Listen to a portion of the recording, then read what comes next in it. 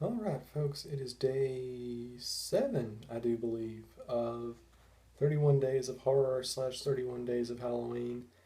And yeah, we actually have a pretty decent movie from 1946.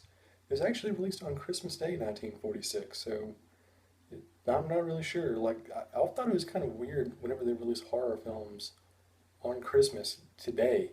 But to do so in 1946, unless it's for like tax reasons, like you're trying to get it out so you can count it on your fiscal year. I'm not really sure why that is a thing, but apparently it's been going on for a long time. So someone should investigate that.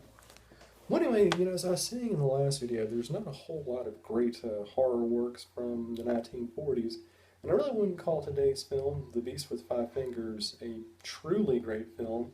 But compared to its contemporaries, it's actually pretty good. It's a whole lot better than it has any right to be.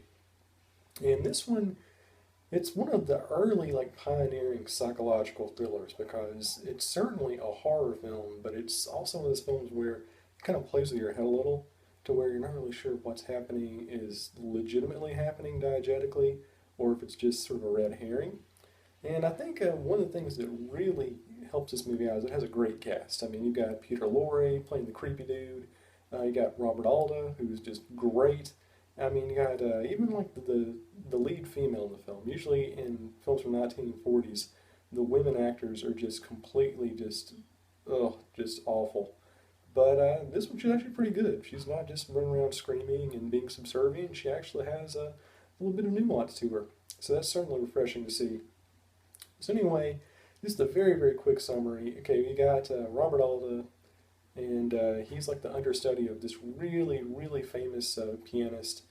And they got a really, really creepy like servant played by Peter Lorre who just runs around just looking like he's cracked out half the time. And basically, Robert Alda and the daughter of the pianist, or maybe it's the granddaughter. Well, anyway, it doesn't matter. All right, wait, or is it the nurse? Okay, I'm having to rethink this over. Crap. Okay, no. Okay, the lead was the nurse, not the daughter. My bad. So anyway, what's happening is that they're the, okay. Well, it's kind of convoluted, but it's actually played out a whole lot better than the way I'm describing it. So basically, the pianist, he's making out a will, and he kind of writes out Peter Lorre's character and gives it to someone else, but his understudy, played by Robert Alda, is in love with his nurse, but to get nurse in there, they have to sort of change the will. That sounds really complex, but I'm telling you, it's nowhere near as bad. You actually have to watch it yourself. I'm probably screwing up the plot line. It's been a couple weeks since I last watched it. But anyway, there's some shenanigans afoot. So basically, everybody in the movie has at least some sort of rationale for wanting the pianist dead, and spoiler, he ends up getting killed. But you don't know who did it. And you don't even know if it's an accident. He could have just fallen down the stairs himself. So Peter Lorre has a reason for killing him. Robert Alda has a reason for killing him. The nurse has a reason for killing him. And from there on, you kind of see everything kind of slowly unravel.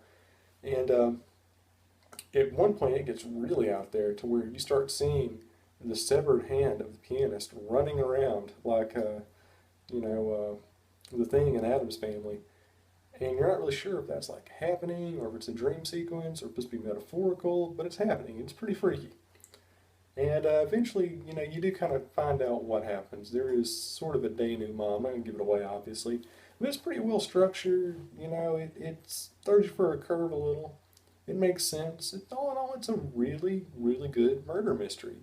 And, like I said, by this point, the Universal monster stuff, the supernatural hokum, was really in full swing. So stuff like this was really kind of becoming passe. Didn't really see a whole lot of it. For what it's worth, I mean, it's very well done. I thought it was pretty good.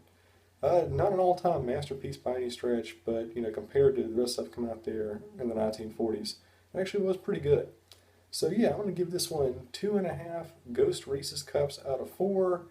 Like I said, I mean, it's not an all-time masterpiece, but I think it's still really, really good. And if you want to see something from the era that's not terrible, you don't really have a lot of selections. This is a pretty good place to start. And tomorrow, or today, or whenever this video goes up, We're going to the 50s.